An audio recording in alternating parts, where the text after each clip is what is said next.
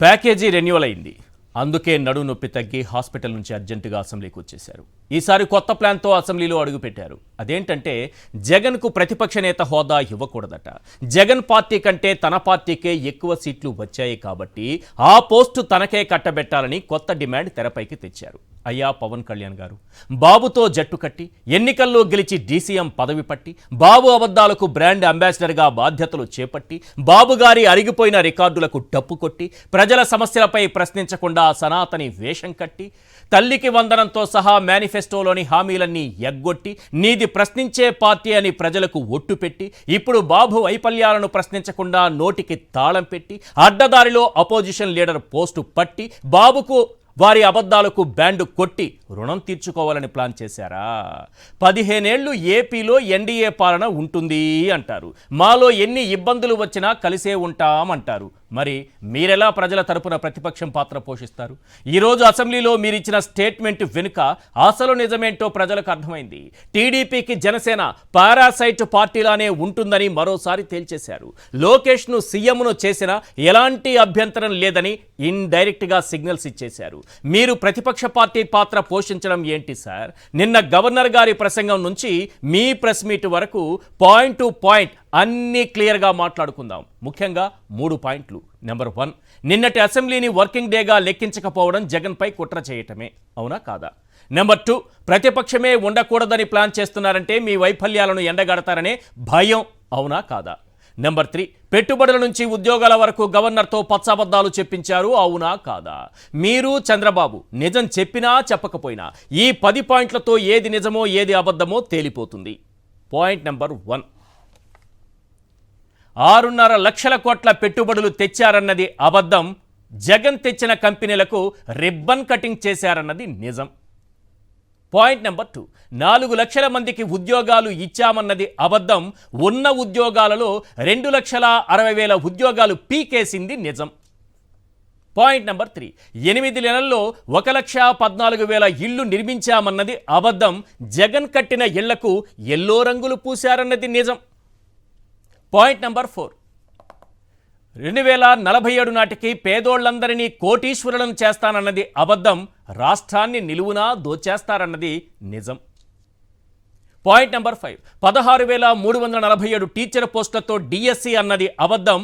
మొదటి సంతకానికే దిక్కు లేకుండా పోయిందన్నది నిజం. పాయింట్ నెంబర్ 6, 10 పోర్టుల్ని ఆధునీకరిస్తామన్నది అబద్ధం. జగన్ కట్టిన పోర్టులను ప్రైవేటుకు అమ్మి సొమ్ము చేసుకుంటోంది నిజం. పాయింట్ నెంబర్ 7, ప్రతిపక్ష నేత హోదాకు రూల్స్ అడ్డన్నది అబద్ధం. జగన్ అసెంబ్లీకి వస్తే మీకు చెమటలు పట్టడం ఖాయమన్నది నిజం. పాయింట్ నెంబర్ 8, సంపద సృష్టించి సంక్షేమం అమలు చేస్తామన్నది అబద్ధం. 8 నెలల్లో 1,46,000 కోట్ల రూపాయల అప్పులతో విధ్వంసం చేశారన్నది నిజం. పాయింట్ నెంబర్ 9, పవన్ ప్రతిపక్ష నేత పాత్ర పోషిస్తారన్నది అబద్ధం. బాబు అబద్ధాలకు పవన్ బ్రాండ్ అంబాసిడర్లా పనిచేస్తాడన్నది నిజం. పాయింట్ నెంబర్ 10, ఎన్ని ఇబ్బందులు వచ్చినా కలిసే ఉంటామన్నది అబద్ధం. జనసేనను టీడీపీకి బానిస పార్టీగా మార్చేశారన్నది నిజం. ఈ 10 పాయింట్లలో వీటిని వింటే ఇందులో నిజమేదో అబద్ధమేదో, వాస్తవమేదో సత్యమేదో అసత్యమేదో మొత్తం క్లియర్గా అర్థమైపోతుంది. దీనికంటే ముందు మీకు భుజం నొప్పా, అందరికి కాదు కొందరికి, ఆ కొందరు ఎవరనేది మీకు అర్థమవుతుంది. మీకు భుజం నొప్పా త్వరలోనే తగ్గిపోతుంది. జస్ట్ ఒక 15 సంవత్సరాల్లో తగ్గిపోతుంది. అదేంటి సార్ మొన్ననే కదా 10 సంవత్సరాల్లో తగ్గిపోతుందన్నారు? 5 ఏళ్లకి ఒప్పందం మళ్ళీ కుదిరింది. సో ఈసారి 15 నెలలు అయింది. 15 ఏళ్లలో మీ భుజం నొప్పి తగ్గిపోతుంది. మీరు పల్లకీలు మోయటం కానీ జెండాలు మోయటం కానీ మీ భుజాల నొప్పులకు సంబంధించి మీరు మీ పార్టీ అధినేతను అడిగితే ఆయన నెక్స్ట్ 15 ఏళ్లలో మీ భుజం నొప్పి తగ్గిపోతుంది అని చెప్తున్నారు. ఎవరు అనేది మీకు ఇప్పటికే అర్థమైపోయి ఉంటుంది. చాలా సింపుల్గా పవన్ కళ్యాణ్ గారు ఈరోజు అసెంబ్లీలో మాట్లాడుతూ 15 ఏళ్ళు ఎన్డీఏ ప్రభుత్వం ఉండాలన్నారు. మొన్ననే కదా సరే 10 సంవత్సరాలు ఉండాలన్నారు. మళ్ళీ 15 సంవత్సరాలు ఏంటి అంటే ఏమో, ఎప్పటి వరకు ఏమో, ఈసారి రెన్యువల్ ఎలా జరిగిందో ఏమో. ఈసారి చెప్పిన దాంట్లో ట్విస్ట్ ఏంటంటే చాలా క్లియర్గా లోకేష్ గారిని డీసీఎంను కానీ సీఎంను కానీ చెయ్యాలనేటటువంటి డిమాండ్ లోకేష్ గారి నుంచి ఆ పార్టీ నాయకుల నుంచి వినిపిస్తున్న తరుణంలో ఎన్ని జరిగినా ఏం జరిగినా ఆఖరికి టీడీపీ సభ్యులు మమ్మల్ని అవమానించిన ఒక మాట అన్నా నేను ఈ కూటమిని వదలను, చంద్రబాబు నాయుడు గారిని వదలను, మేము కలిసే ఉంటాం అని చెప్పడం ద్వారా లోకేష్ కూడా ఒక సిగ్నల్ పంపించేశారు. సీఎంను చేసినా ఓకే, డీసీఎంను చేసినా ఓకే అని. అసలు పవన్ కళ్యాణ్ గారు ఈరోజు అసెంబ్లీలో ఏం మాట్లాడారనేది ఒక్కసారి ప్లే చేయండి. ఇబ్బందిగా ఉంటాయి కొన్ని కానీ సంకీర్ణ ప్రభుత్వం కలిసి లేకపోతే మటుకు ప్రజలకి మేము ద్రోహం చేసిన వాళ్ళం అవుతాం అధ్యక్ష. ఎట్టి పరిస్థితుల్లో కూడా అధ్యక్ష మేము మీకు మాటిస్తున్నాం, ప్రజలకు మేము మీ ద్వారా మాటిస్తున్నాం. మాలో ఎన్ని ఇబ్బందులు ఎన్ని ఇట్లాంటివి వచ్చినా ఎవరన్నా మాట్లాడిన గౌరవ సభ్యులు ఎవరన్నా మాట్లాడిన మేము వీటిని అధిగమించి ప్రజల్లో మన్నను చూరుకొని 15 సంవత్సరాలు ఖచ్చితంగా మా ఎన్డీఏ ప్రభుత్వం ఉంటుంది. ఎన్ని ఇబ్బందులు ఉన్నప్పటికీ కింద పడతాం, మీద పడతాం, అవి మా ఇంటి విషయాలు అధ్యక్ష. అవి మన ఇంటి విషయాలు, అవన్నీ మన ఎన్డీఏ కూటమి విషయాలు, మన కుటుంబ విషయాలు.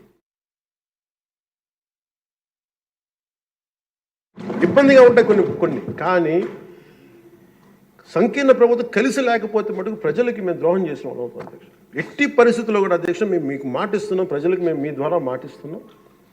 మాలో ఎన్ని ఇబ్బందులు ఎన్ని ఇట్లాంటివి వచ్చినా ఎవరన్నా మాట్లాడిన గౌరవ సభ్యులు ఎవరన్నా మాట్లాడిన మేము వీటిని అధిగమించి ప్రజల్లో మన్నను చూరుకొని 15 సంవత్సరాలు ఖచ్చితంగా మా ఎన్డీఏ ప్రభుత్వం ఉంటుంది. ఎన్ని ఇబ్బందులు ఉన్నప్పటికీ కింద పడతాం, మీద పడతాం, అవి మా ఇంటి విషయాలు అధ్యక్ష. అవి మన ఇంటి విషయాలు, అవన్నీ మన ఎన్డీఏ కూటమి విషయాలు, మన కుటుంబ విషయాలు. ముఖ్యంగా 3 పాయింట్లు. నెంబర్ 1, నిన్నటి అసెంబ్లీని వర్కింగ్ డేగా లెక్కించడం లేదని చెప్పారు. నిన్న గవర్నర్ గారి ప్రసంగం జరిగింది, నిన్న అసెంబ్లీ జరిగింది, జగన్ గారు అటెండ్ అయ్యారు కాబట్టి దాన్ని వర్కింగ్ డేగా మేము లెక్కించట్లేదు, దాన్ని తీసేసాము అని అన్నారు. ఎందుకు భయపడుతున్నారు? జగన్మోహన్ రెడ్డి అడుగు పెట్టిన రోజును మీరు వర్కింగ్ డేగా ఎందుకు పరిగణించట్లేదు? ఈ అంశంపైన మాట్లాడదాం. ప్రతిపక్షమే ఉండకూడదని మాట్లాడుతున్నారంటే, ప్రశ్నించే వాళ్ళు ఉండకూడదని భయపడుతున్నారంటే మీరు తప్పులు చేసినట్టే, ప్రజలు మీ పైన ఆగ్రహంతో ఉన్నట్టే. కాబట్టి మీరు ఎందుకు భయపడుతున్నారనేది నెంబర్ 2. నెంబర్ 3 ఏంటంటే పెట్టుబడుల నుంచి ఉద్యోగాల వరకు గవర్నర్తో మీరు చెప్పించినటువంటి, చంద్రబాబు నాయుడు గారి ప్రభుత్వం చెప్పించినటువంటి అబద్ధాలు, వీటిపైన మనం క్లియర్గా మాట్లాడదాం. అలాగే మండలిలో ఈరోజు వైఎస్ఆర్సీపీ ఎమ్మెల్సీలు మొత్తం కూటమిని చెప్పాలంటే బాగా ప్రజలకు అర్థమయ్యే భాషలో చెప్పాలంటే కబడ్డీ ఆడుకున్నారు లిటరల్లీ చెప్పాలంటే. మామూలు భాషలో అందరికీ అర్థమయ్యే భాషలో చెప్పాలంటే గవర్నర్ గారితో 4 లక్షల ఉద్యోగాలు ఇచ్చామని చెప్పించారు. ఈరోజు అడిగితే ఒక్క ఉద్యోగం కూడా ఇవ్వలేదని చేతులు ఎత్తేశారు లోకేష్ గారు. మండలి సాక్షిగా ఒప్పుకున్నారు. ఆ బయట కూడా మీకు ప్లే చేస్తాను నేను. అంటే ఎన్ని అబద్ధాలు చెప్తున్నారంటే 6.5 లక్షల కోట్ల పెట్టుబడులంట, 4 లక్షల 8 నెలల్లోనే 4 లక్షల ఉద్యోగాలు ఇచ్చేశారట. అయిపోయింది 4 లక్షల ఉద్యోగాలు. ఇంకే సింపుల్గా చెప్పాలంటే ఈ రాష్ట్రంలో 4 లక్షల ఉద్యోగాలు ఈ 8 నెలల కాలంలో ఒక్క ఉద్యోగం వచ్చిన వాళ్ళు ఎవరైనా చేతులు ఎత్తండి. ఈ టీవీ ముందు కూర్చున్న వాళ్ళు ఒక్కరు కూడా ఎత్తరు. మీ ఉద్యోగం ఊడిపోయింది ఈ 8 నెలల్లో అంటే చేతులు ఎత్తండి. ఒకసారి చేతులు ఎత్తండి రాష్ట్ర వ్యాప్తంగా టీవీ చూస్తున్న వాళ్ళందరూ. ఇప్పుడు 1, 2, 3, 4 లెక్కేసుకుంటూ పోతే చాలా టైం పడుతుంది. కానీ 2,60,000 మంది ఉద్యోగాలు బీకేశారు. 2,60,000 మంది ఉద్యోగాలు బీకేశారు. 4 లక్షల ఉద్యోగాలు ఇచ్చామని అబద్ధాలు చెప్తున్నారు. మండలి సాక్షిగా దొరికిపోయారు. ఈ వాస్తవాలన్నింటిపైన క్లియర్గా మాట్లాడుకుందాం. ప్రతి ఒక్కటి కూడా మనము ఎవిడెన్స్తోనే మాట్లాడదాం. ఆ దృశ్యాలు కూడా మీకు ప్రసారం చేస్తాను. ఇవాళ చర్చలో పాల్గొంటున్నారు కేఎస్ ప్రసాద్ గారు, సీనియర్ అనలిస్ట్, ఎంఆర్ పాషా గారు, సీనియర్ అనలిస్ట్, అలాగే కన్నబాబు గారు, మాజీ మంత్రివర్యులు, వైఎస్ఆర్సీపీ నాయకులు. ఒకసారి కన్నబాబు గారు, ఈరోజు పవన్ కళ్యాణ్ గారు అసెంబ్లీలో మాట్లాడినటువంటి అంశానికి సంబంధించి ముందుగా దాంతో మొదలు పెడదాము. తర్వాత చాలా ఇంపార్టెంట్ పాయింట్స్ ఉన్నాయి. ఒక అనుభవపూర్వకంగా మీరే వాటికి సమాధానం చెప్పాల్సి వస్తుంది. ఒకసారి పవన్ కళ్యాణ్ గారు బయట ప్లే చేయండి, సార్తో మాట్లాడండి.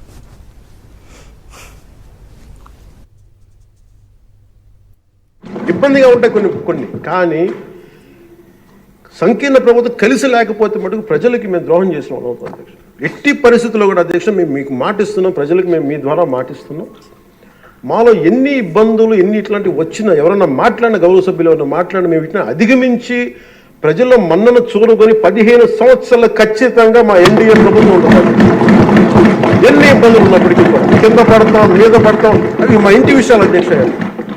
అవి మన ఇంటి విషయాలు, అవన్నీ మన ఎన్డీఏ కూటమి విషయాలు, మన కుటుంబ విషయాలు. కన్నబాబు గారు, నిన్న ప్రధాన ప్రతిపక్షం మేమే, మాకే ఎక్కువ సీట్లు వచ్చాయి అని అన్నారు. 21 సీట్లు మాకున్నాయి అన్నారు. ఈరోజు 15 ఏళ్ళు మేము కలిసి ఉంటాం అని అంటున్నారు. గతంలో అయితే 10 ఏళ్ళు చెప్పారు, ఇప్పుడు ఒక 5 ఏళ్ళు ఎక్స్టెండ్ చేశారు దాన్ని. అంటే ఓవరాల్గా మళ్ళీ 15 ఏళ్ళకి తీసుకెళ్ళిపోయారు. ఈ 15 ఏళ్ళు కలిసి ఉంటామని ఈరోజు అసెంబ్లీలో చెప్పడం వెనుక వ్యూహం ఏమి అయి ఉండొచ్చు? అంటే ఇది వ్యూహం అనే కన్నా నాకు ఒక్క విషయం అర్థమైందండి. ఆల్రెడీ 9 నెలల కాలంలోనే కింద పడాల్సి వస్తుంది, మీద పడాల్సి వస్తుంది, ఇబ్బందులు పడాల్సి వస్తుంది, మనస్పర్ధలు వచ్చినాయి, కింద మీద పడుతున్నాము, ఇప్పటికే కొన్ని తలనొప్పులు ఉన్నాయనే విషయాన్ని అన్యాపదేశంగా ఇండైరెక్ట్గా పవన్ కళ్యాణ్ గారు సభా వేదికగానే చెప్పారు. అంటే ఆల్రెడీ ఆ కూటమి పార్టీల మధ్య సఖ్యత ప్రజలు అనుకున్నంతగా లేదు, సమస్యలు ఉన్నాయి, స్టార్ట్ అయిపోయినాయి పార్టీల మధ్య. ఓకే, పార్టీల మధ్య అభిప్రాయ భేదాలు వచ్చేస్తున్నాయి. అయినప్పటికీ మేము కలిసి ఉంటాము అని సభా వేదికగా చెప్పారు అని అంటే ప్రజలకి, పార్టీ కేడర్లకి ఒక మెసేజ్ ఇవ్వడానికి చెప్పుండొచ్చు. అంటే ఇది పై స్థాయిలో నేను దీంట్లో తీసుకున్నది ఏంటంటే 9 నెలల కాలంలో ఈ గ్యాప్ అనేది ఏ స్థాయిలో ఉంది, ఎక్కడుంది? అంటే 9 నెలల కాలంలోనే 9 నెలల కాలంలోనే కింద పడుతున్నాం, మీద పడుతున్నాం, మా కుటుంబ వ్యవహారం అని చెప్పుకునే పరిస్థితి సభల్లో, వేదికలో, చట్టసభలో చెప్పే పరిస్థితి వచ్చేసిందంటే ఇలా కింద మీద పడుతూ 15 ఏళ్ళు కలిసి ఉంటామంటే కాదనేది ఎవరు ఉంటారు? ఓకే, అది వాళ్ళ ఇష్టం. విడిపోతామంటే వాళ్ళ ఇష్టం. మీరు కలిసి ఉండండి, మీరు కలిసి పోటీ చేయండి అని ప్రజలు డిమాండ్ చేశారా? రాజకీయ అవసరాల కోసం కలిసి పోటీ చేశారు, రాజకీయ అవసరాల కోసం కలిసి ప్రభుత్వాన్ని నడుపుతున్నారు. అవును. 2019కి 2024కి మధ్య ఈ రాష్ట్రంలో ఒక్క వైఎస్ఆర్ పార్టీ మా అధినాయకుడు జగన్మోహన్ రెడ్డి గారి వైఖరిలో, సిద్ధాంతంలో తప్ప అన్ని రాజకీయ పార్టీల వైఖరిలోనే మార్పు వచ్చింది. 2019 ఎన్నికల్లో చంద్రబాబు నాయుడు గారు మోడీని, మోడీ గారు చంద్రబాబు నాయుడు గారిని చాలా దారుణంగా తిట్టుకున్నారు.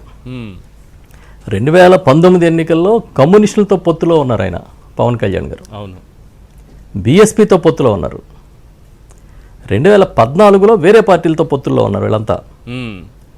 సో కలిసినా విడిపోయినా వాళ్ళ అవసరాల కోసం వాళ్ళు కలిసారు, వాళ్ళ అవసరాల కోసం వాళ్ళు విడిపోతున్నారు తప్ప ప్రజల కోసం కాదనేది నా ఒపీనియన్.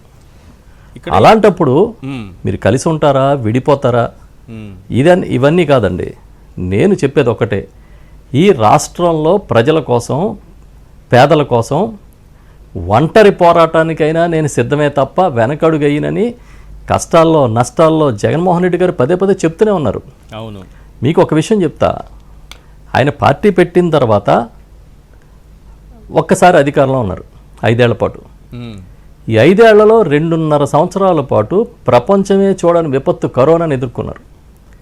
ఇంకంతా కలిపి ఆయన సాఫీగా చేయగలిగిందని అనుకుంటే, అది కూడా కొత్తగా అధికారం చేపట్టి మొదటిసారి ముఖ్యమంత్రి అయ్యి ఈ అన్ని బాలరిష్టాలను దాటుకుని ఆయన పరిపాలన చేయగలిగితే, సాఫీగా చేయగలిగితే ఒక 2-2.5 సంవత్సరాలు చేసి ఉంటారు. ఎందుకంటే చివరి 6 నెలల్లో రాజకీయపరమైన ఒత్తిళ్ళు ఉంటాయి కాబట్టి. సో దానిలోనే ఆయన ప్రూవ్ చేసుకున్నారు, ఒక ఛాంపియన్, ఈయన వెల్ఫేర్కి ఛాంపియన్, ఈయన ఎన్నో పథకాలకి, సంస్కరణలకి ఆద్యుడు, సృష్టికర్త, ఎన్నో విధానాలు తీసుకొచ్చారు అని. సరే, ఎన్నికల ఫలితాలు ఎలా వచ్చాయి ఏంటని పక్కన పెడితే, ఇవాళ తెల్లవారక ముందే పెన్షన్లు పంపిణీ చేస్తూ ఇంటికి పట్టుకెళ్ళి పెన్షన్లు ఇచ్చే కార్యక్రమానికి శ్రీకారం చుట్టింది ఎవరు? జగన్మోహన్ రెడ్డి గారే కదా. దాన్నే కదా చంద్రబాబు నాయుడు గారు ఫాలో అవుతున్నారు. అవును. ఆయన హయాంలో చేయలేదు కదా. అవును. ఇలా నా దగ్గర చెప్పాలంటే ఒక 100 ఉంటాయి. నేనేం చెప్తున్నానంటే, మీరు కింద పడుతున్నారు, మీద పడుతున్నారు, మా దగ్గర ఒక ఇంట్లో, కుటుంబంలో ఎన్నో సమస్యలు ఉంటాయని సాక్షాత్తు డిప్యూటీ సీఎం గారే అసెంబ్లీ వేదిక మీద మాట్లాడిన తర్వాత ఇవాళ తేటతలం అయిపోయింది. పార్టీల మధ్యతో సరైన సఖ్యత లేదు, పైకి మాట్లాడుతున్నారు వీళ్ళందరూ. అంటే మా అన్నయ్య, మా తమ్ముడని పైకి మాట్లాడుకుంటారు, కానీ లోపల చెప్తాను. లోకల్ స్టార్ట్ అయినాయి కదా. కరెక్ట్. దానికి సంబంధించి ఒక 2-3 ఎగ్జాంపుల్స్ చెప్తా. మొన్న ర్యాంకింగ్ ఇచ్చారు మంత్రులకు చంద్రబాబు నాయుడు గారు, ఆయనతో సహా, లోకేష్ తో సహా అందరికి ఇచ్చారు. అందులో పవన్ కళ్యాణ్కి 10వ ర్యాంక్ ఇచ్చారు. నెక్స్ట్ పవన్ కళ్యాణ్ శాఖలో అత్యధికంగా 10వ ర్యాంక్ ఇచ్చారు. తర్వాత ఫైల్స్ అత్యధికంగా పెండింగ్ ఉన్నటువంటి శాఖ పవన్ కళ్యాణ్ గారిది. ఇక 3వది అదే సందర్భంలో ఒక ఉన్నత స్థాయి కమిటీ అధికారుల సమీక్షా సమావేశం జరుగుతోంది. అంతకుముందు క్యాబినెట్కి రాలేదు, దానికి కూడా రాకపోయినప్పుడు ఏంటి పవన్ కళ్యాణ్ గారు రావట్లేదు, కనిపించట్లేదు ఈ మధ్య అని ముఖ్యమంత్రి గారు అడిగితే నాదెండ్ల మనోహర్ గారు ఆయన నడుము నొప్పితో బాధపడుతున్నారు, మరో వారం వరకు ఆయన లేచే పరిస్థితి లేదంటే అప్పుడు సీఎం గారు ఒక మాట అన్నారు, నేను ఫోన్ చేశాను, నా ఫోన్ అటెంప్ట్ చేయలేదు, నేను ఆయనతో మాట్లాడడానికి చాలా ప్రయత్నించాను. అంటే ఒక ముఖ్యమంత్రి ఫోన్ చేసినా మంత్రి ఫోన్ ఎత్తలేనంత గ్యాప్ ఉందనేది ముఖ్యమంత్రి గారి మాటల్లోనే మనకు అర్థమైపోయింది. కానీ ఇంతలోనే మ్యూజికల్ నైట్లో ప్రత్యక్షమయ్యారు. వెంటనే అసెంబ్లీకి వచ్చి ఎన్ని విభేదాలు ఉన్నా అని కవర్ చేసేటటువంటి ప్రయత్నం చేస్తున్నారు. ఏంటి గ్యాప్ని పూడ్చుకోవడానికి ఇప్పటికిప్పుడు ఏంటి ఇంత పెద్ద గ్యాప్ వచ్చిన తర్వాత ఇన్ని అవమానాలు, దీనిపైన అయితే ఈ 10th ర్యాంక్ ఇవ్వడం పైన, ఈ ఫైల్స్ పెండింగ్ పైన, అది బహిరంగ ఈనాడు పేపర్లోనే రాశారు. ఇవన్నీ కూడా ఇన్ని అవమానాలు పడి పవన్ కళ్యాణ్ గారే మళ్ళీ ఈ గ్యాప్ను పూడ్చే ప్రయత్నం చేస్తున్నారా?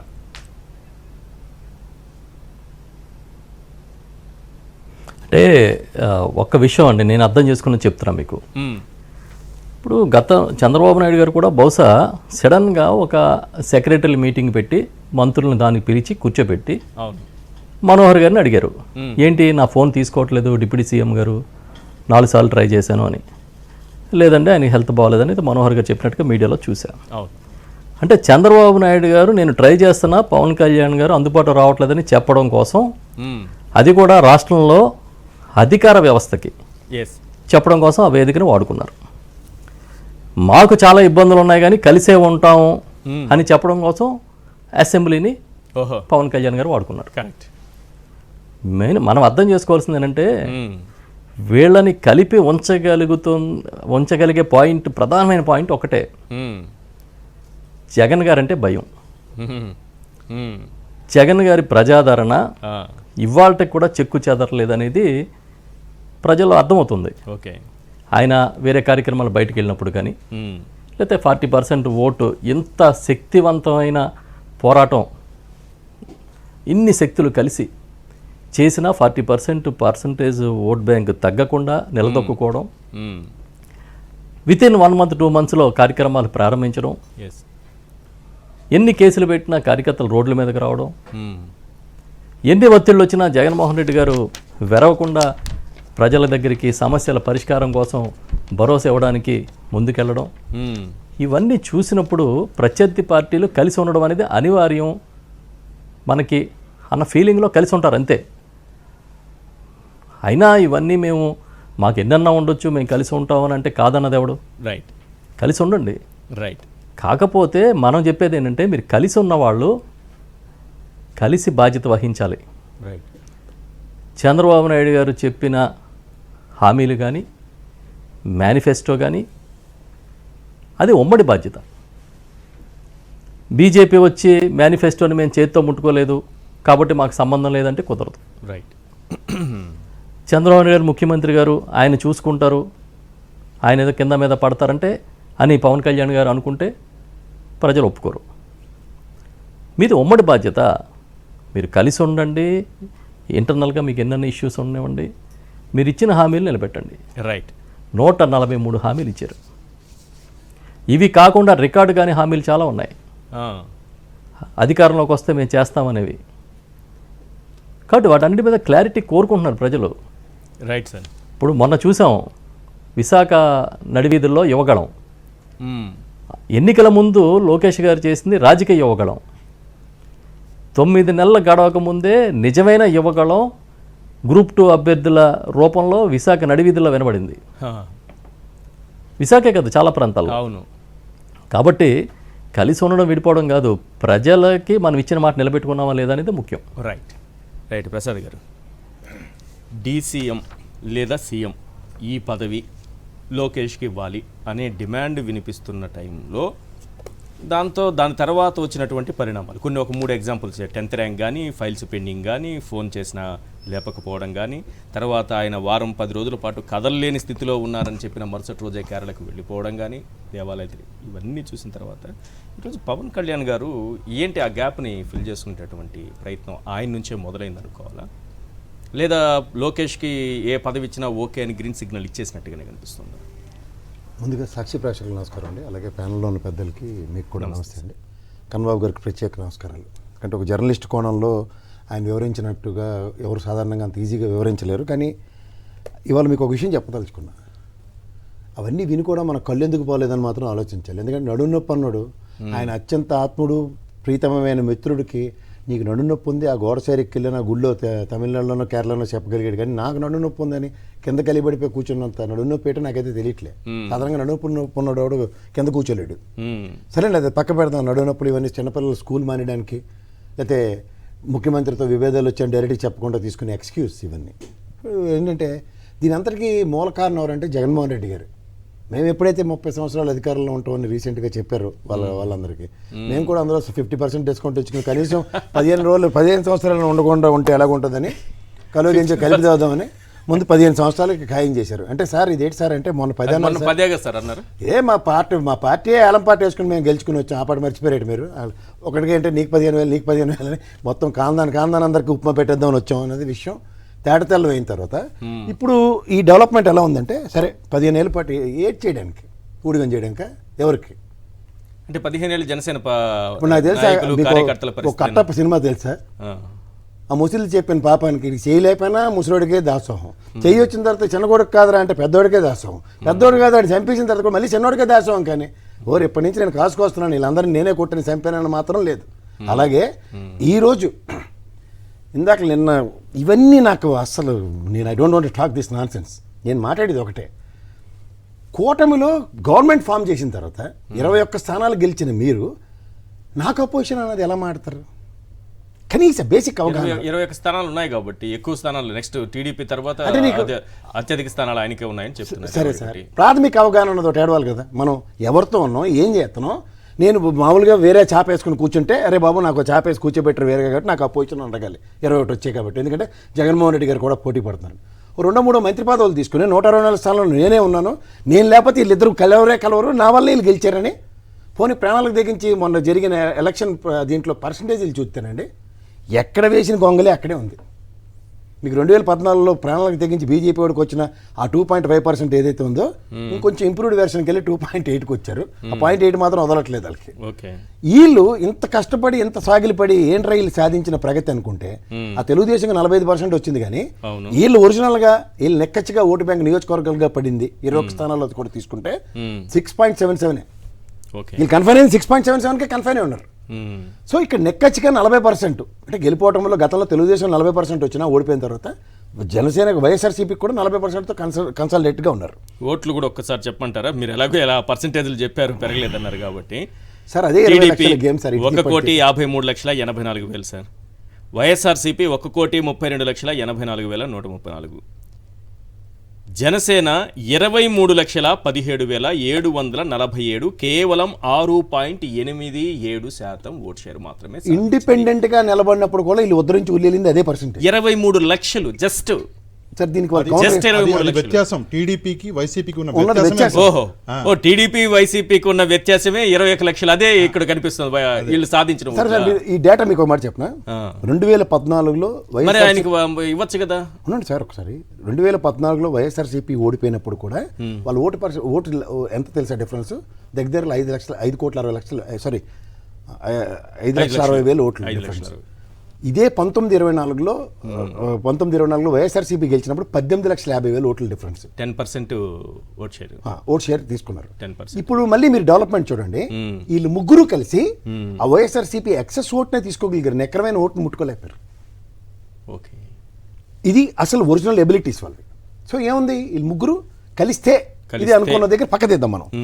ఇప్పుడు ఆ గవర్నర్ గారు ఇవాళ మీరు జగన్మోహన్ రెడ్డి ఆ కోణంలో 21 సీట్లు చూడాలా? మీరు 21 సీట్లు చూసి ఇవ్వాలి కదా.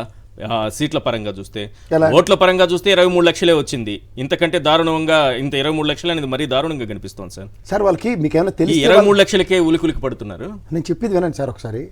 వాళ్ళకి ఏమైనా అవగాహన ఉంటే వాళ్ళతో మీరు డిబేట్లు చేయొచ్చు, వాళ్ళు మాట్లాడవచ్చు. ప్రజాస్వామ్యంలో మీరు డిప్యూటీ ముఖ్యమంత్రి ఎవరైనా ఎవరైనా ఎలక్షన్ పెట్టి గెలిచి ఆయనకి ఉప ముఖ్యమంత్రి ఇచ్చారా? లేదు. లేకపోతే లోకేష్ గారు మీరు క్యాబినెట్ మినిస్టర్ అవ్వండి సార్, లేకపోతే భరత్ గారు మీరు క్యాబినెట్ మినిస్టర్ అవ్వండి, తర్వాత వెళ్ళి డావోస్లో మీరు ముఖ్యమంత్రిని అరవండి ఏమైనా చెప్పడం ఇచ్చారా? వీళ్ళు మాట్లాడుతున్న మాటలు మీరు వినండి. ప్రజాస్వామ్యంలో ప్రజలు వాళ్ళని అపోజిషన్లో కూర్చోబెట్టడం అన్నది సమంజసం అనమాట. ప్రజలు వాళ్ళకి అపోజిషన్ ఇవ్వద్దని చెప్పడానికి వీళ్ళకి తెలివి ఏముంది చెప్పండి. ఉదాహరణకి ఇదే మానవుడు వాళ్ళ పార్టీకి తెల్లరిసగా దండం వేసి హారతపల్లెలు పెడతారు కదా రామారావు గారికి. ఇదే మన జనార్దన్ రెడ్డి గారికి ఆ పార్టీ అప్పుడు ఇది కదా ఫ్లోర్ లీడర్ కదండి. ఎన్ని సీట్లు వచ్చేసారు? 25, 26 వచ్చాయనికి. మరి అప్పుడు ఇచ్చినప్పుడు తప్పు అయిపోయిందా? ఢిల్లీలో 3 బీజేపీ గెలిచిన 3 కేజ్రీవాల్ మొదటి దెబ్బ కొట్టిన దానికి 57. సో ఇవన్నీ గమనించి కూడా వీళ్ళకి అవగాహన లేదని ఒప్పుకోమనండి. తర్వాత కూటమి గట్టి మీరు 164 ఉన్నప్పుడు నిన్న గవర్నర్ గారి ప్రసంగానికి బయటకు వచ్చారు. ఎందుకు సార్ ఎవరికైనా చెవులు పుల్లెడిపోయిన అబద్ధాలు ఏంటంటారు? మొదటి అబద్ధమే మొదటిసారి ప్రసంగంలో వీళ్ళు పొరపాటు ఎలా మాట్లాడుతున్నారో గమనించుకోండి. ఏంటంటే గవర్నర్ ప్రసంగాన్ని జగన్మోహన్ రెడ్డి గారు బాయ్కట్ చేశారని చెప్పకూడదు.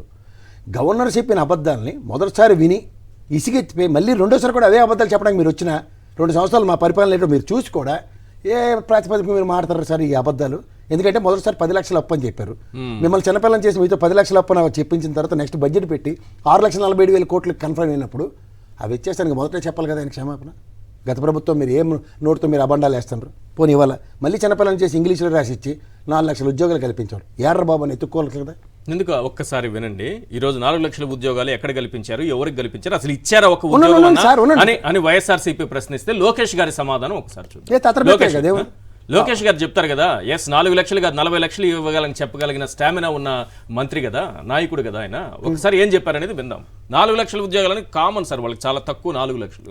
40 లక్షలు ఇవ్వగలిగిన స్టామినా ఉన్నవాళ్ళు కదా. ఒక్కసారి వినండి ఏం మాట్లాడారు. గవర్నర్తో చెప్పించారు. నిన్న గవర్నర్ ప్రసంగంలో 4 లక్షల ఉద్యోగాలు ఇచ్చామని చెప్పారు. ఇప్పుడు ఏమంటున్నారో ఒకసారి వినండి ప్లీజ్. ఉద్యోగాల కోసం గవర్నర్ గారు చెప్పారు అధ్యక్ష. 9 నెలల్లో 4 లక్షల మంది యువతకు ఉద్యోగాలు ఇచ్చేసామని చెప్పారు అధ్యక్ష. ఎందుకంటే కల్పించబడినవి అన్నారు. అసలు ఏ శాఖలో కల్పించారు, ఏ కంపెనీలో ఇచ్చారు, ఎక్కడ ఇచ్చారో తెలియజేయాల్సిందిగా అడుగుతున్నాను అధ్యక్ష. ఇచ్చామని ఎక్కడ చెప్పాం మేడం? మేము ఇచ్చామని చెప్పలేదు మేడం. 4 లక్షల ఉద్యోగాలు ఇచ్చాము అని చెప్పలేదు. 4 లక్షల ఉద్యోగాలు ఇచ్చాము అని చెప్పలేదు. ఉద్యోగాల కోసం గవర్నర్ గారు చెప్పారు అధ్యక్ష. 9 నెలల్లో 4 లక్షల మంది యువతకు ఉద్యోగాలు ఇచ్చేసామని చెప్పారు అధ్యక్ష. ఎందుకంటే కల్పించబడినవి అన్నారు. అసలు ఏ శాఖలో కల్పించారు, ఏ కంపెనీలో ఇచ్చారు, ఎక్కడ ఇచ్చారో తెలియజేయాల్సిందిగా అడుగుతున్నాను అధ్యక్ష. ఇచ్చామని ఎక్కడ చెప్పాం మేడం? మేము ఇచ్చామని చెప్పలేదు మేడం. 4 లక్షల ఉద్యోగాలు ఇచ్చాము అని చెప్పలేదు. 4 లక్షల ఉద్యోగాలు ఇచ్చాము అని చెప్పలేదు. ఉద్యోగాలు నిన్న గవర్నర్తో స్పష్టంగా మాట్లాడించారు. ఆ ప్రసంగంలో ఇంకా అలాగే ప్రింట్ చేయబడింది. ఇంకా అది దాన్ని ఏమంటారు, పదిలంగా ఉంది. అది ఉంది. అదే డిప్యూటీ చేయమంటే చేద్దాం సార్. ఒకటి గుర్తుంచుకోండి, గవర్నర్ అంటే పుట్టుకతోనే అబద్ధాలు ఆడడానికే వస్తారు. వాళ్ళు అబద్ధాలే ఆడతారు, ఇంకేం మాట్లాడరు. వీళ్ళు చెప్పింది ఆయన ఎందుకు సొంతంగా ఆడతారు? సొంత తెలివి ఉండదని అర్థం. గవర్నర్కి సొంత తెలివి ఉండదు, రాసిన అడ్డమైన చేత చదువుకొని పోవడమే. 2 విషయాలు మీకు చెప్తా. వీళ్ళు ఏం చెప్పారు సార్? ఉద్యోగాలు 4 లక్షల ఇలాంటి వాళ్ళు ఉన్నారు కాబట్టి జగన్మోహన్ రెడ్డి గారు ఉండండి సార్. ఆ నెమ్మర్ లేదు సత్యం, మన 5 ఏళ్ళ పాటు సవ్వాల్సిందే. అవునండి, జగన్మోహన్ రెడ్డి గారికి వీళ్ళు ముందు చూపు ఎలా ఉంటుందంటే, ఈయన విజనరీ కాదు ఆయన విజనరీ. ఎలా అంటే ఇలాంటి వాళ్ళకి అర్థం పర్థం రాదని చెప్పి బైలింగ్వల్ లాంగ్వేజ్లో ఇటుపక్క తెలుగు ఇటుపక్క ఇంగ్లీష్ ముద్రించాడు. అర్థమైందా? అర్థమైన లక్షల జీతాలు ఇచ్చి ట్రాన్స్లేటర్లు పెట్టుకుని పాష్ ఇంగ్లీష్ రాస్తే ఇలాగే ఉంటుంది. దానికి కన్సల్టెంట్లు పెట్టుకున్నారు. అందుకనే ఈ లేట్ చెప్పారు సార్, ఎలక్షన్ ముందు చిన్నపిల్లలు చేసి మనకు అబద్ధం 20 లక్షల ఉద్యోగాలు ఇస్తానంటున్నారు. 20 లక్షలు ఉద్యోగాలు ఇస్తాం. ఇచ్చిన మొగాడు జగన్మోహన్ రెడ్డి. ఎలాగో చెప్పనా, 2,36,502 మంది ప్రభుత్వ సెక్టర్లో ఉద్యోగాలు ఇచ్చాడు. ఎవరెవరు? 1,37,000 మన జీవితాలతో అబద్ధాలతో రాసి వచ్చిన దిక్కుమాల భోగోని పేపర్లు రాసిన ఉద్యోగాలు ఎన్ని? సచివాలయ ఉద్యోగులే 1,67,000. ఆ లెక్కన మీరు చూసుకుంటే 2,36,502 మందిని ప్రభుత్వ ఉద్యోగాలే కల్పించారు. వీళ్ళు 14 నుంచి 19లో కేవలం 34,784 మందికి మాత్రమే ఉద్యోగాలు కల్పించారు. డిఎస్సీలు పాతవి.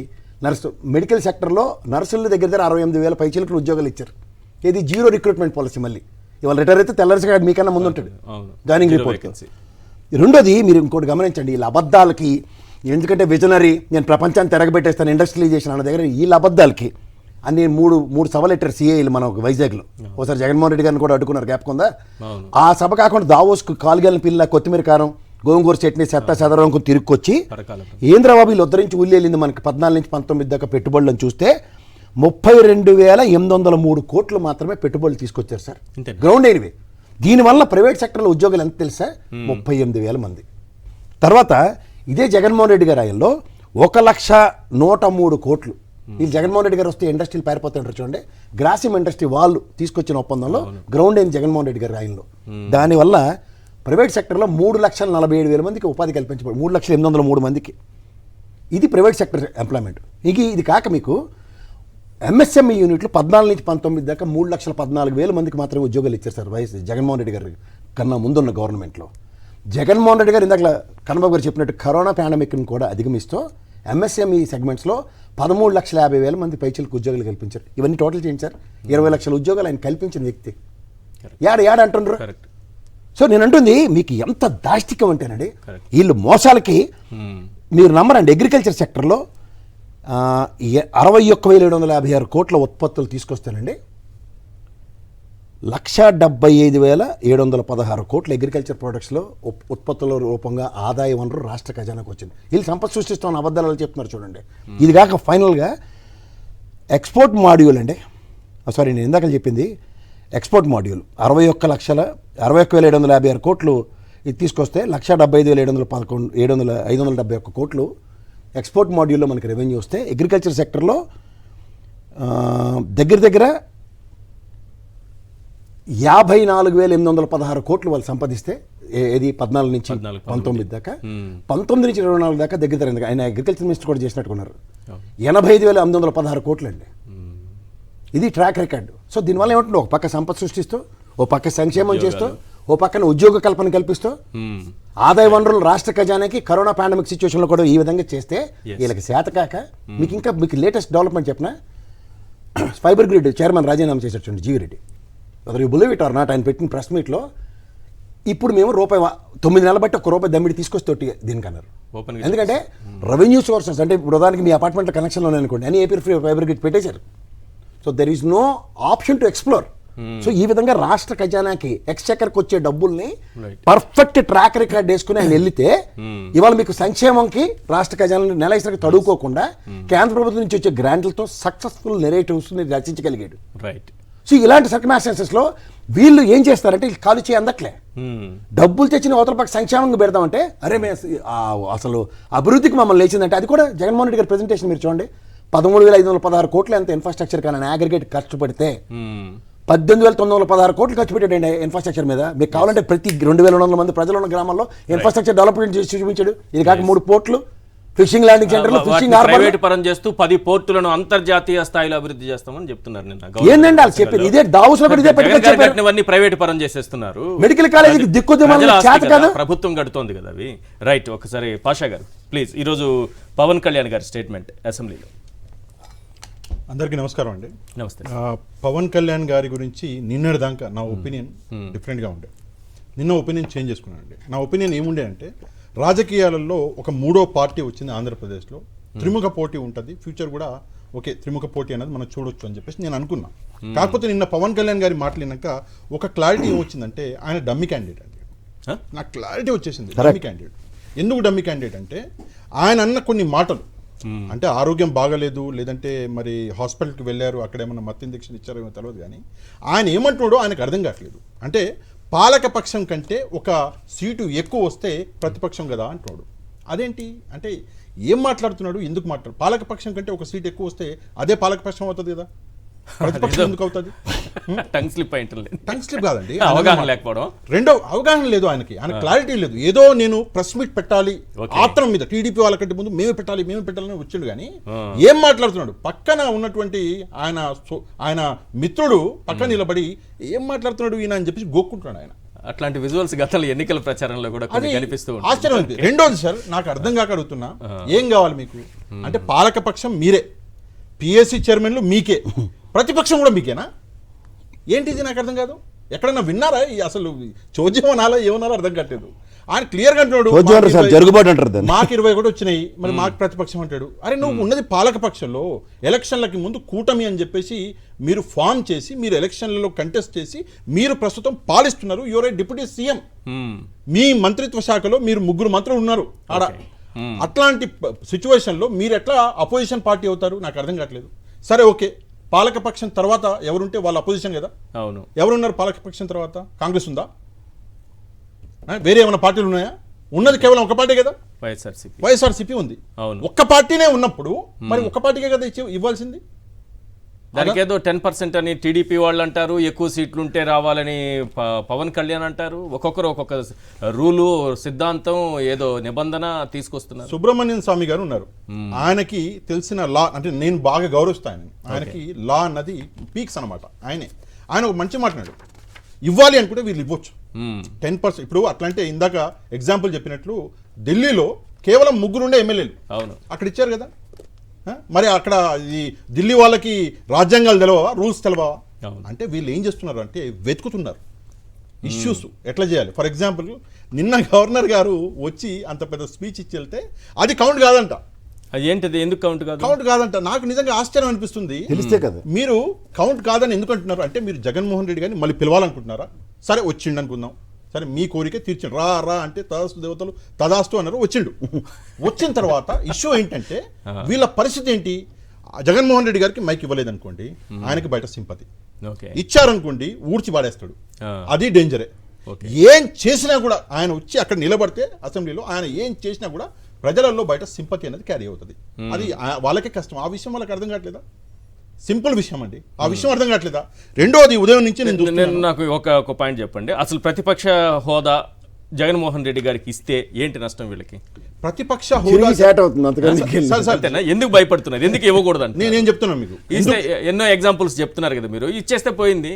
నేను చెప్తున్నాను అదే మీకు. ప్రతిపక్ష హోదా ఇస్తే ఏంటి అంటే వీళ్ళు ఇచ్చినటువంటి ఏదైతే 420 హామీలు ఉన్నాయి, 420 అండి. 420 అయితే అర్థనుకునేరు, మొత్తం కలిపి 420 ఇచ్చారు. అంటే అసలు నకిలీ హామీలన్నీ అసలు రోజు జగన్మోహన్ రెడ్డి గారు గంట కొట్టినట్టు కొడతాడు. ఆ గంటకి దెబ్బకి ముఖ్యమంత్రి గారు సీట్లో ఉండరు, ఉప ముఖ్యమంత్రి గారు అసలు స్టేట్ లోనే ఉండరు. అది ఎందుకు తలకాయ నొప్పి మాకు అని చెప్పేసి వీళ్ళు అది ఇస్తలేరు. ఎందుకు అంటే అపోజిషన్ పార్టీ లీడర్ అన్న తర్వాత పాలక పక్షం చంద్రబాబు నాయుడు గారు ముఖ్యమంత్రి తర్వాత ఎక్కువ సమయం ఇవ్వాల్సింది అపోజిషన్ పార్టీ లీడర్కి. అది ఇవ్వాలి, అది మ్యాండేట్ కాబట్టి.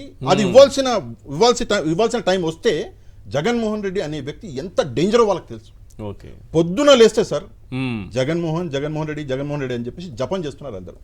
ఇంకో విషయం, ఈ రోజు ఉదయం నుంచి గవర్నర్ గారిని అవమానించారు అని చెప్పేసి నేను ఎవరు అన్నది అయ్యన్న పాత్రుడు గారు, స్పీకర్ గారు. ఆయన బాధపడుతుంటే నా కళ్ళలో నీళ్ళు వచ్చినాయి. కాకపోతే మీరు చూపించారా ప్రీవియస్ గవర్నర్ ఏవైతే ఉందనో ఏంటి ఏం పేరు విశ్వభూషణ్ గారు, ఆయన వీడియో చూపించారా? చూపించలేదు సార్. చూపించండి విశ్వభూషణ్ గారిది.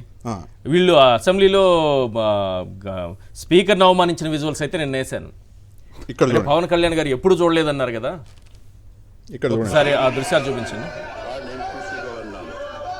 సార్. మళ్ళీ మొదటి నుంచి చేయండి సార్. ఇక్కడ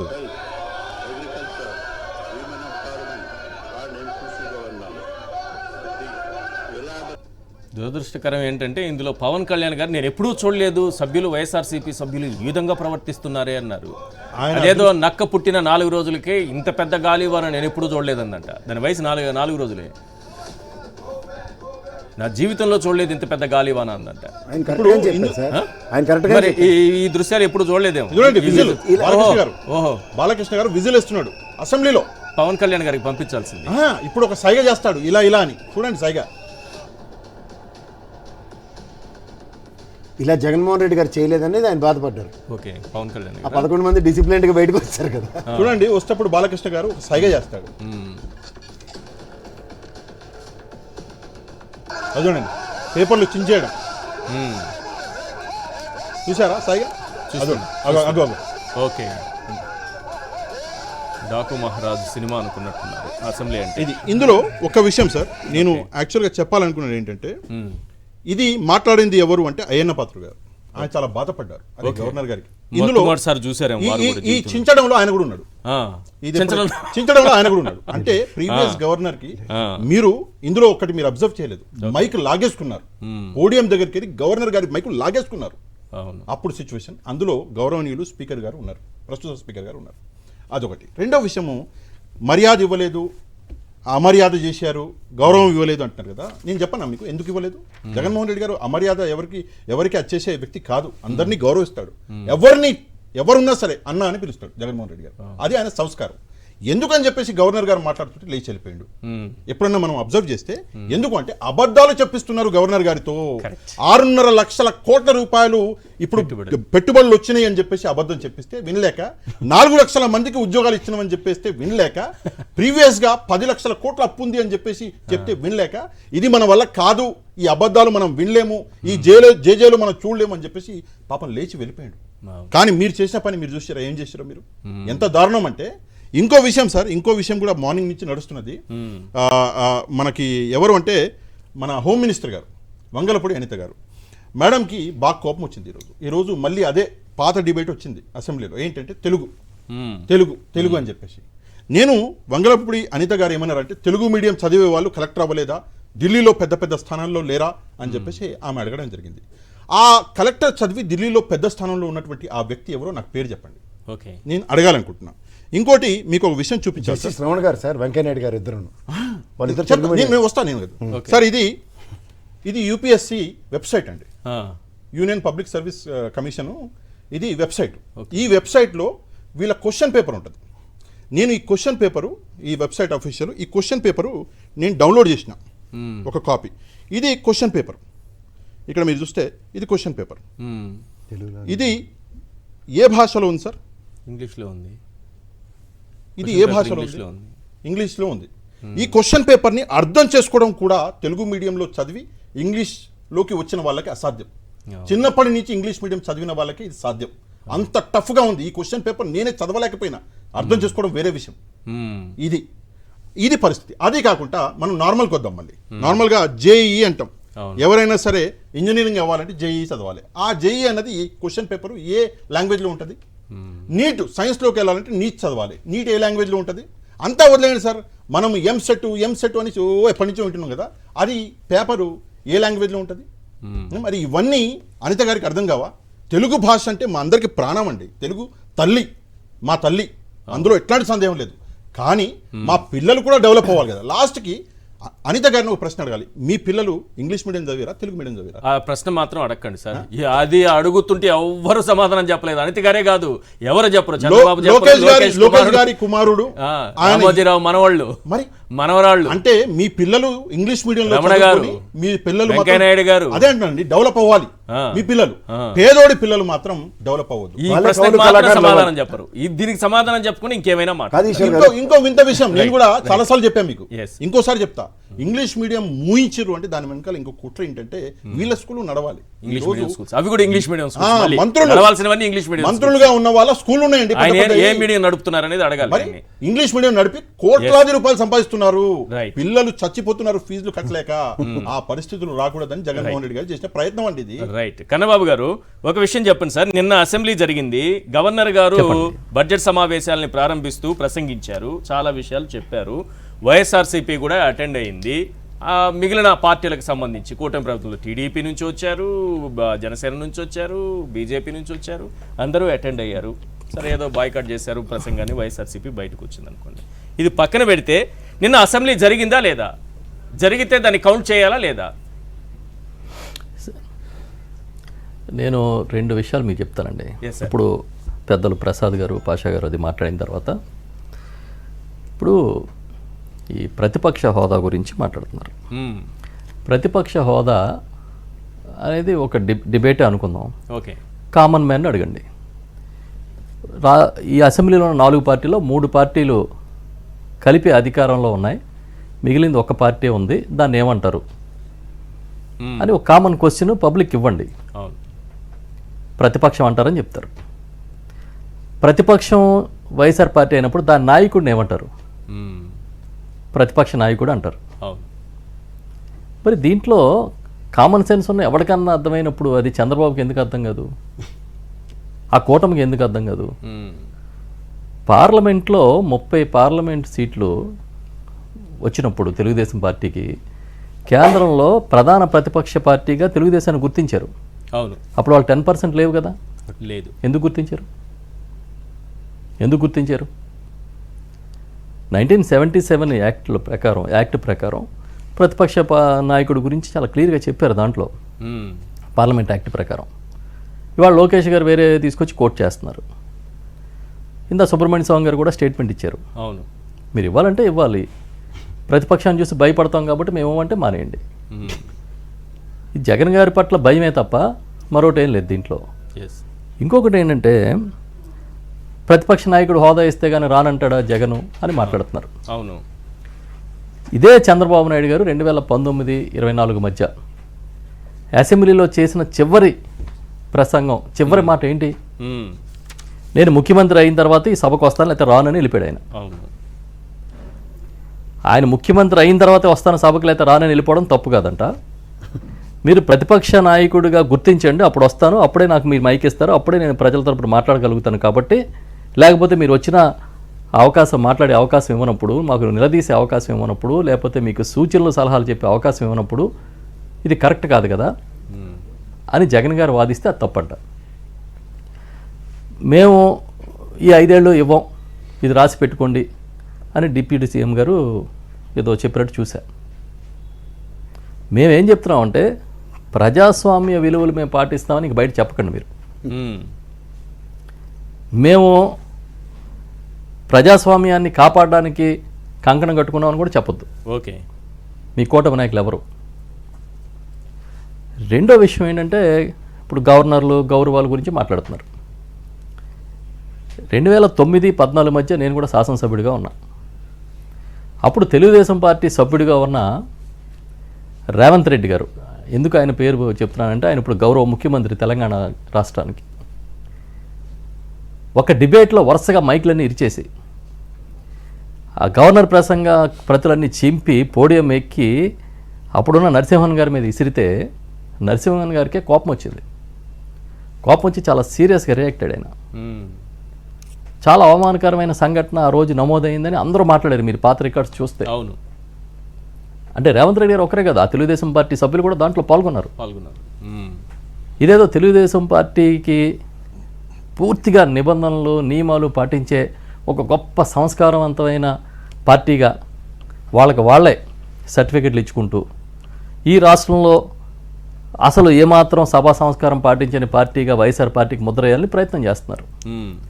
గత 5 ఏళ్ల కాలంలో వాళ్ళు మాట్లాడిన మాటలు 2014-19 మధ్య జగన్మోహన్ రెడ్డి గారు ప్రతిపక్ష నాయకుడిగా ఉంటే కించపరిచిన తీరు, అవును, మాట్లాడిన మాటలు, వాడిన పదజాలం మర్చిపోయిందా ఈ రాష్ట్రం? ఇప్పుడు ఒక పదాన్ని కొడాలి నాని గారు వాడితే తప్పు, దానికన్నా తీవ్రమైన పదజాలాన్ని వాళ్ళ సభ్యులు వాడచ్చు. వాళ్ళ పార్టీలో ప్రెస్ మీట్లో కూర్చుని పచ్చి బూతులు జగన్మోహన్ రెడ్డి గారి గురించి మాట్లాడచ్చు, దాన్ని ప్రశ్నించకూడదు.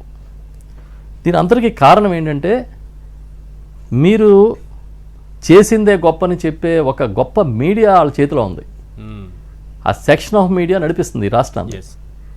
అభిప్రాయాన్ని మోటివేట్ చేసే ఒక గొప్ప కళని ప్రతిరోజు ప్రదర్శిస్తూనే ఉంటుంది. ఇవాళ ఇలాగే వదిలేస్తే నిన్న గవర్నర్ ప్రసంగాన్ని ఏదైతే వైఎస్ఆర్ పార్టీ బాయ్కట్ చేసిందో అది మహా ఘోరాపరాధం. ఇంతవరకు గవర్నర్ ప్రసంగం చేస్తున్నప్పుడు ఎవరు బాయ్కట్ చేయలేదు అనే దాన్ని చరిత్రలో తీసుకెళ్తారు వీళ్ళు. ఇది ఒక్కటి వైఎస్ఆర్ పార్టీ మాత్రం చేసింది అన్నట్టుగా.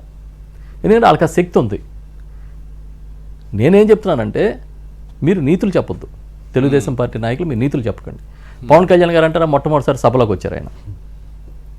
ఆయన మద్దతు ఇవ్వాలి కాబట్టి తెలుగుదేశానికి మద్దతు ఇస్తున్నాను, ఆయన వాళ్ళు చెప్పిందని మనం సమర్థించాలి కాబట్టి సమర్థిస్తున్నాననే బాణీలో ఆయన కానీ వెళ్ళిపోతానంటే అది అప్ టు యూ, ఆయనకి సంబంధించిన వ్యవహారం, మనం మాట్లాడలేం.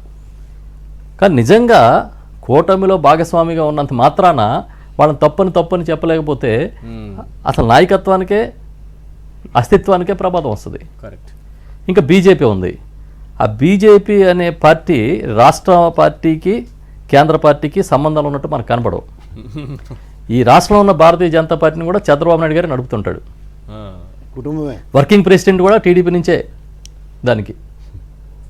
కాబట్టి వాళ్ళు ఇది తప్పు ఇది ఒప్పు అని చెప్తారని నేను అనుకోను.